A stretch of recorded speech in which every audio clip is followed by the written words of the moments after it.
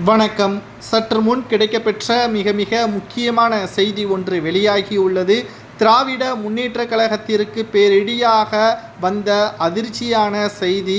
கனிமொழியை கைது செய்த டெல்லி காவல்துறையினர் 2 நாட்களுக்கு முன்பாக மக்களவை கூட்டத்தொடரில் ஏற்பட்டுள்ள மோதலில் கனிமொழி அவர்கள் 2 நபரை தள்ளிவிட்டதாக அவர்கள் தலை உடைக்கப்பட்ட சம்பவம் 2 நபர்கள் மீது வழக்கு பதிவு செய்யப்பட்டுள்ளது.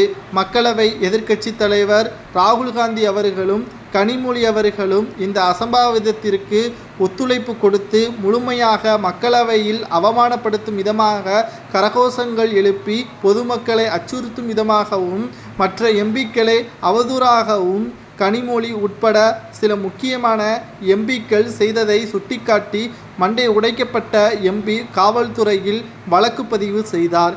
இதில் ராகுல் காந்தி அவர்கள் மீது சாதாரண வழக்கு பதிவும் கொலை முயற்சி வழக்கு பதிவில் கனிமொழி அவர்களது பெயரையும் இணைத்துள்ளார். இதனால் தற்பொழுது விசாரணைக்காக கனிமொழி அவர்களை டெல்லி காவல்துறையினர் கைது செய்திருக்கிறார்கள்.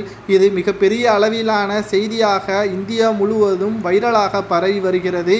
கனிமொழி அவர்கள் ஏற்கனவே பல்வேறு சர்ச்சைகளில் சிக்கியிருக்கக்கூடிய நிலையில் 2026 சட்டமன்ற தேர்தலில் நிச்சயமாக ஒட்டுமொத்தமாக திராவிட முன்னேற்ற கழகத்திற்கு பேரிடியாக அமையும் என்றும் இந்த சட்டமன்ற தேர்தலில் எம்பி பதவியை ராஜினாமா செய்து சட்டப்பேரவை தேர்தலில் கலந்து கொள்வார் என்றும் கூறப்படுகிறது.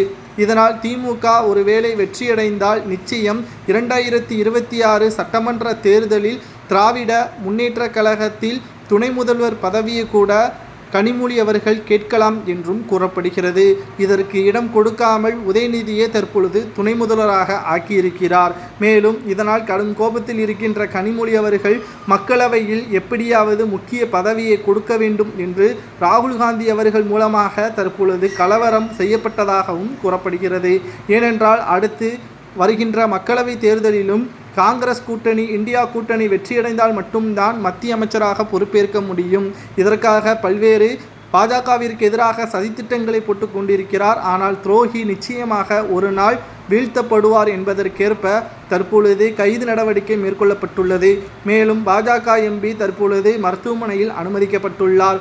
அவர் வழக்கு பதிவு செய்யப்பட்ட நிலையில் இன்று இரவு அவர் கைது செய்யப்பட்ட நிலையில் அவர் மீண்டும் நீதிமன்றத்தில் அவர் ஆஜராகும் பொழுது அதற்கேற்ற தண்டனை கொடுக்கப்படும் என்றும் கூறப்படுகிறது. உங்களது கருத்துக்களை கூறுங்கள். கனிமொழி அவர்களுக்கு என்ன தண்டனை கொடுக்கலாம், அதிகபட்ச தண்டனை என்ன தண்டனை கொடுக்கலாம் என்பதை கமெண்ட் வாயிலாக கூறுங்கள்.